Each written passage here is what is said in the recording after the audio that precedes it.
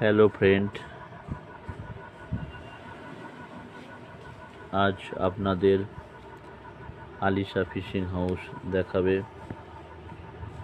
1 নম্বর quality 4 ইঞ্চি aluminium metal reel. দেখতে পাচ্ছেন দর্শক বন্ধুরা,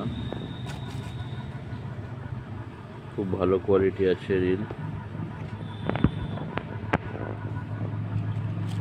লক ডবল ব্রেক আছে, দেখতে পাচ্ছেন। পাকা মাল আছে, টেম্পার মেশিন।